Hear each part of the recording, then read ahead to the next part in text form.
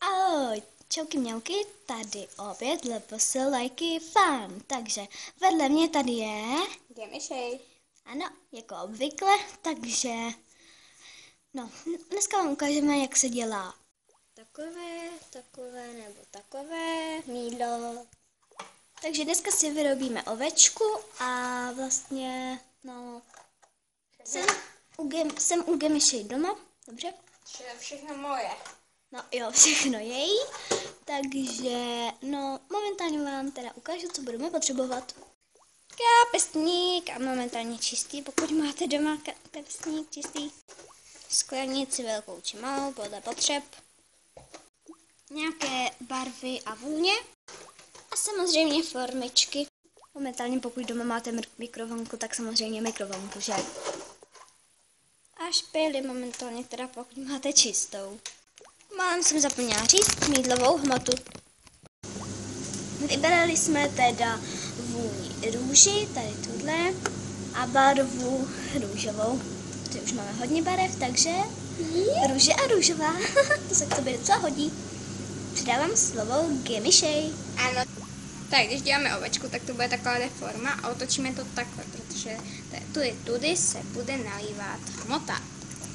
Takže to dáme sem. Jo, tam dozadu. Dobré. Takže potom si vezmete hmotu, mýdlovou hmotu a dáme to do té menší, aby to moc nevedlo. Tam ta větší je trošku zabarvená. Teď to stopneme a potom se vrátíme. Ano. A potom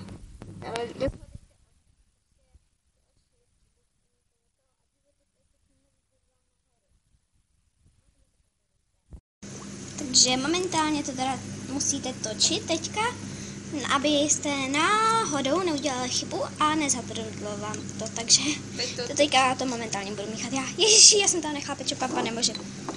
Takže tam kápneme barvičku, dali bosti. Tak jo, točíme to dál. A točíme to. Já to budu točit. Podle té barvy, jak se nám to líbit bude. Jakou uděláme, světlou nebo tmavou růžovou? Tak třeba tuhle. Tohle se mi líbí. Jo. A uděláme to potom tmavší nebo ještě světlejší trošku? Možná tmavší. Ale to je však. No, vlastně. Takže přidali jsme právě vůni. Ano. A teď, když to máte hotový, tak tohle vyndejte. Položte si to tam na ubrousek a opatrně lijeme do formy. Tak tady máme teda naši ovečku a necháme to zaschnout. Za chvilku bude teda 6:30 a my teda přijdeme, až to bude hotový. Takže možná jsem se minule trošku spletla, možná bude 6:45, možná taky jde. No a vlastně teďka se takhle posunul čas než předtím a můžeme jít na zase podívat, co tam je. No, takže takhle nám teda stvrdla ovečka. úplně je to tak. Je to teplý a vážně je tam teda jako svrdlý. Ano. Tak, můžeme to otevřít. Takže máme teda takovou ovečku, druhá půlka je čistá, protože ta půlka je vlastně tady. Je to taková krásná ovečka, to jak z čokolády. A je to strašně hladký. A to mi připomíná Milka.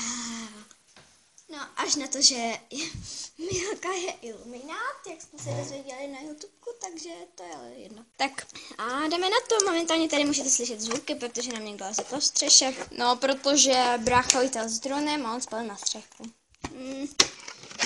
Má blbý. Jo, takže my to teda vyklopíme. A teď jak? Ježišmarja, no jo, fakt jak. A je to hotové. Máme krásnou ovečku. Bě. Tak čus bus. Nazdar.